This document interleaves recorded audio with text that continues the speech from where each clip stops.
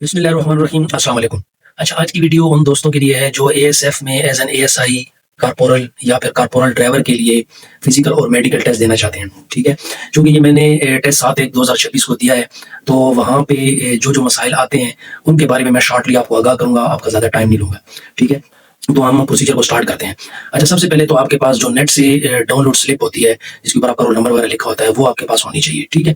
उसकी कॉपी होनी चाहिए, ठीक है? दूसरा, आपके पास सीएनआईसी ओरिजिनल होना चाहिए। इन दोनों को एएसएफ का स्टाफ वहाँ मैच करता है और उसके बाद आपकी एंट्री हो जाती है, आपका मोबाइल जमा हो जाते हैं। बाकी आपके पास अगर कोई बैग वगैरह है, तो कोई इश्यू नहीं है, वहाँ पे वो उसको जमा कर लेते हैं, ठीक है? आपकी एंट्री हो गई, तो फिजिकल टेस्ट में सबसे जो पहला इवेंट है, वो है रनिंग का, ठीक है? रनिंग के बारे में उनकी भी ये इंस्ट्रक्शंस होती हैं और हमने जो वहाँ पे चीज़ देखी है कि जिस बंदे ने रनिंग पास कर ली, तो समझिए कि उसके वो जो पुशअप हैं और सिटअप्स हैं, उसको फिर उसमें रिलैक्सेशन हो जाती है। लेकिन रनिंग में आपको 1 सेकंड का भी फालतू टाइम नहीं दिया जाता है। एडवर्टाइज़मेंट के अंदर टाइम मेंशन है, 7.5 मिनट में आपने 1 माइल रनिंग करनी होती है, ठीक है? 1 माइल होता है 1.6 किलोमीटर, ठीक है? ये मर्दों के लिए है और औरतों के लिए 1.6 किलोमीटर या 1 माइल जो है वो 10 मिनट में होता है और लेडीज़ का पुशअप्स और सिटअप्स नहीं होते, ठीक है?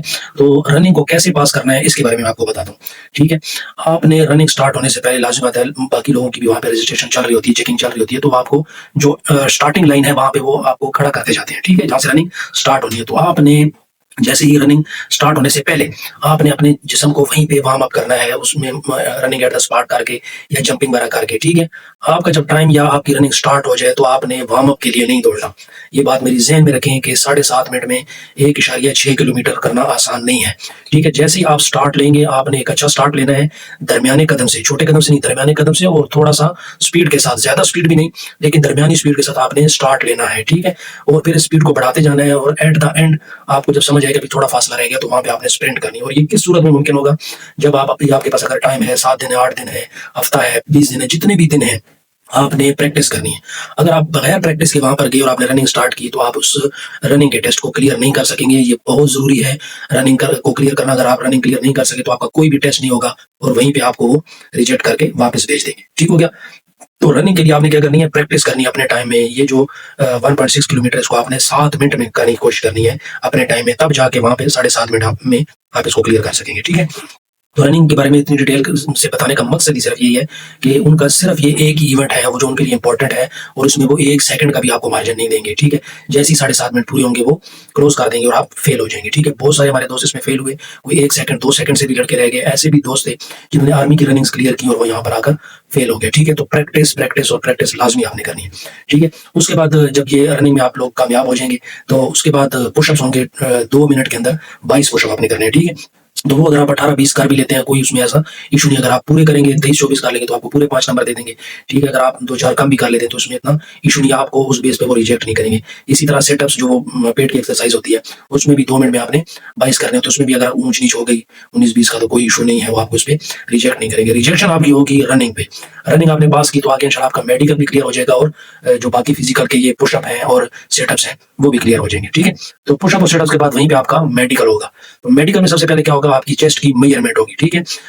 32 और 34, मतलब है कि 32 होनी चाहिए आपकी नॉर्मल, और जब आप फुल सांस लें, तो 34 आपकी होनी चाहिए चेस्ट, ठीक है? उसमें भी अगर माइनर सा कोई इश्यू हुआ, 31-33 हुई, तो आपको वो रिजेक्ट नहीं करेंगे, लेकिन आप कोशिश करें सिविल में कि इसको जो उनका क्राइटेरिया उसके मुताबिक पूरा करें, ठीक है? चेस्ट की मेजरमेंट के बाद होगी आपकी हाइट। हाइट जो मर्द हज़रात हैं उनके लिए है 5 फुट और 6 इंच होनी चाहिए। आप पहले ही घर पे इसको चेक करके जाएँ, अगर इससे कम है तो आपकी वो सिलेक्शन नहीं करेंगे, इसमें आपके लिए कोई गुंजाइश नहीं है। 5 फुट 6 इंच होना लाज़मी है, ठीक है? और लेडीज़ के लिए 5 फुट 2 इंच होना लाज़मी है, ठीक है? यहाँ पे कामयाब होने के बाद आगे आपकी चेक करेंगे जनाब आई साइट, ठीक है? जिन दोस्तों का इश्यू है आई साइट का और वो समझते हैं कि यार मेरी आई साइट जो है वो कतरी वीक है, तो वो अपने ग्लासेस ज़रूर बनवा के लेके जाएँ, ठीक है? सिविल में आप चेक करवा लें किसी सरकारी हॉस्पिटल में, जहाँ पे आपको मुनासिब लगे, चेक करवा के ग्लासेस लाज़मी बनवा लें, ठीक है? लेकिन अगर आपका माइनर सा कोई इश्यू आ भी जाता है, 6/6 नहीं होती, 6/9 वहाँ पे होता है, तो आपको वो रिजेक्ट नहीं करते और ग्लासेस के साथ तो 6/6 ही होता है और ग्लासेस के साथ वो चेक करते हैं। अगर वो, तो आपको कोई इश्यू नहीं होगा, ग्लासेस में भी वहाँ चल जाएगा। लेकिन अगर किसी का इश्यू है, तो वो ग्लासेस लाज़मी ले जाएँ, ताकि किसी किस्म की ऐसी बदमज़गी वहाँ पर ना हो और आप किसी वजह से परेशानी का सामना आपको ना हो, ठीक है? तो यहाँ तक हो गया, आपकी चेस्ट की मेजरमेंट होगी, हाइट की भी हो गई और तीसरे नंबर पे आपकी आई साइट भी होगी। अभी जो मोस्ट इंपॉर्टेंट इवेंट है वहाँ पे, वो है कलर ब्लाइंड का। बहुत सारे हमारे दोस्त हैं जिनकी जो सिलेक्शन है वो इसी वजह से रह गई कि वो कलर ब्लाइंड थे। कलर ब्लाइंड को चेक करने के लिए आप गूगल के ऊपर आप सर्च कर सकते हैं कि कलर ब्लाइंड के लिए जो इमेजेस हैं, वो आप डाउनलोड करके उसको देख सकते हैं, ठीक है? अच्छा, जब आपका मेडिकल और फिजिकल दोनों क्लियर हो जाएंगे तो आपकी स्लिप पर स्टैंप लगा देंगे और आपको फिट कर देंगे और आपने वो स्लिप जो है फिर वो अपने पास सेव कर लेनी है, ठीक है। तो आपकी वेबसाइट पे दोबारा आपके रिटन टेस्ट के लिए डेट आएगी, ठीक है। तो जब रिटन टेस्ट की डेट आएगी या जो पेपर होगा तो उसकी वीडियो में मैं आप लोगों के साथ ज़रूर शेयर करूँगा, ताकि आपको पता चल सके कि रिटन टेस्ट के अंदर कैसे कैसे सवाल आते हैं और उसको कैसे हल करना है, क्या क्या हमने तैयारी करी है, ठीक है। तो आपने वीडियो को लाइक और सब्सक्राइब लाजमी कर लेना है, क्योंकि आप सब्सक्राइब करेंगे तो आपके पास मेरी जो नेक्स्ट वीडियो होगी जो रिटन टेस्ट वाली है वो भी पहुँच जाएगी, ठीक। तो नेक्स्ट वीडियो तक मुझे इजाज़त दें। अल्लाह हाफ़िज़।